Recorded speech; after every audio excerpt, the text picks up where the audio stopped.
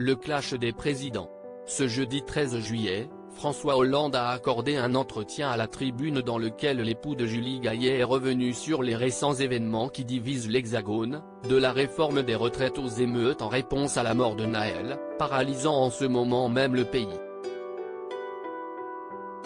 Selon l'ancien président de la République, le stratagème des 100 jours mis en place par Emmanuel Macron avant un possible remaniement du gouvernement, ne permettrait pas au chef de l'État de résoudre les problématiques qui divisent les Français.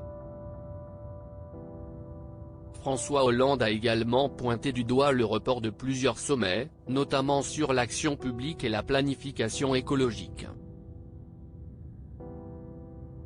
Même chose pour le remaniement dont beaucoup pensaient qu'il pouvait être le point de sortie est utilisé comme une épée de Damoclès qui immobilise le gouvernement, a confié l'ancien époux de Ségolène Royal à nos confrères de la Tribune. Je n'ai jamais adhéré à cette théorie des 100 jours, pas plus au début d'un mandat, qu'au milieu ou à la fin. Supérieur à Gérald Darmanin, François Hollande. Ces politiques dont la vie privée a été chamboulée en 2022. La lutte contre le réchauffement climatique comme point de ralliement, toujours en relation avec la théorie des 100 jours mise en place par Emmanuel Macron, François Hollande a expliqué que le gouvernement avait besoin de temps pour redéfinir ses objectifs. Je crois à la durée et donc à la nécessité de disposer d'un temps long pour fixer les grandes priorités du pays.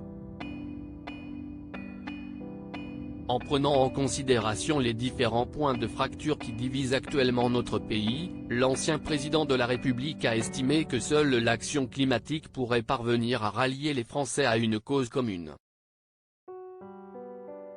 En l'occurrence, la seule qui puisse emporter l'adhésion d'une majorité de Français, au-delà de la sécurité, de l'école ou de la santé, c'est la lutte contre le réchauffement climatique. Tel devrait être le grand enjeu du quinquennat d'Emmanuel Macron. Un conseil, d'un président à un autre. Article écrit en collaboration avec 6 médias Crédit Photo, Stéphane Le Mouton.